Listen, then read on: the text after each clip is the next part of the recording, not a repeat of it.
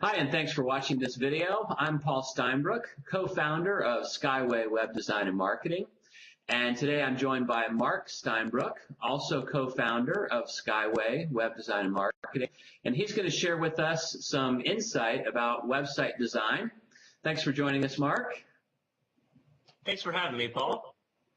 All right, so one of the more difficult parts of website design is figuring out what company to hire.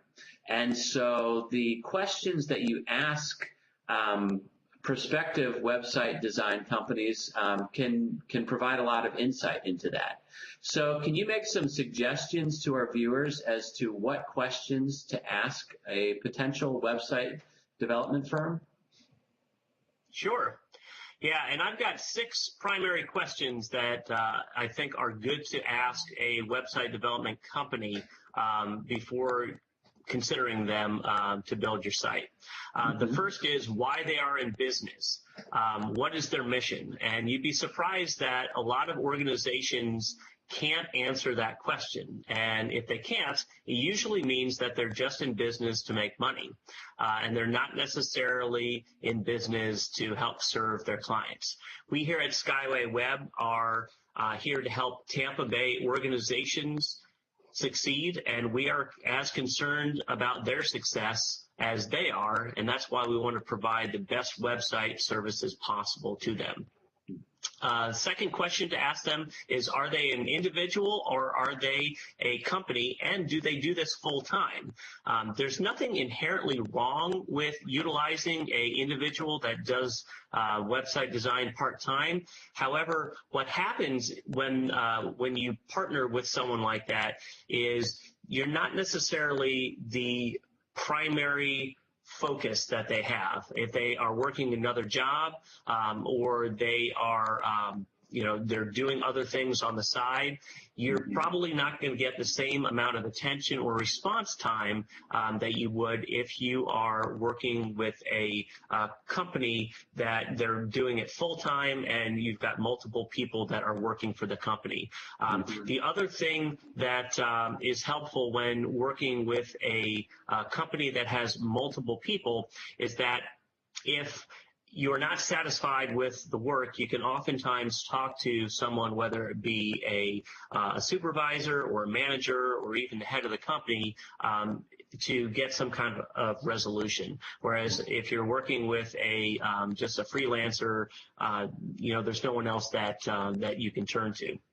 And then lastly, one drawback of working with an individual is that if they get sick or they are out of town, they move to Antarctica, get hit by a bus, any of those kind of things, then you're kind of left holding the bag, whether it be, for a short period of time or indefinitely, and that can lead to a lot of stress and frustration. A third question to ask when you're evaluating a website design company is, what platform do they use when building websites, and is that platform transferable? It's very important because usually the website is going to fall under one of these 3 categories. It's going to be either a desktop-based website where you have to have the software actually load it onto a computer for you to be able to make updates and edits. It's going to be a website or a web-based proprietary software, which means that you can access it from anywhere that you have internet capabilities. However, it is not a website that is transferable, or meaning that if you were to leave that company, you couldn't take it with you. And then lastly, and what we recommend, is using a web-based non-proprietary software, so you can access it anywhere, but you can also take your website with you if you were to leave that company.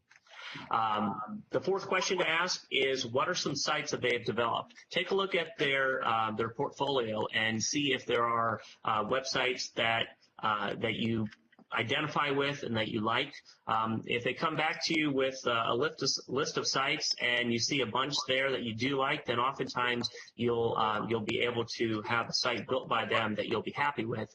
If they give you a list of sites and you don't like any of them, maybe it's just their style, but you probably won't be happy with the website that you get if you don't see any that you like within their portfolio. Question number 5, once the website is up, what kind of support can I expect, and how are you going to provide that support? There are some companies that once you build a website, the support is very limited. It's for just like a month or two or a certain number of days, but then after that you're on your own. And others, they support the website indefinitely.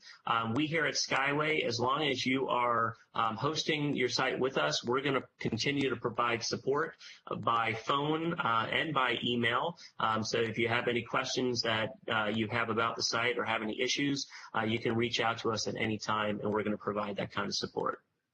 And then can I have some references, please? Ask them for a few clients with contact information so you can reach out to those clients and find out what their experience was when working with them. Even though that these are going to be probably the best clients that they could possibly give you, oftentimes when you get on the phone with someone and you're talking client to client, they're usually going to drop their guard down. They're going to tell you what the true experience is. And if you start to see any or hear any red flags that might concern you, that might be something to take in consideration when considering them for your website. All right. Thank you, Mark, for the insight. Great questions there to ask a web designer. You're welcome. And thank you for watching this video. Stay tuned for more videos from Mark about website design.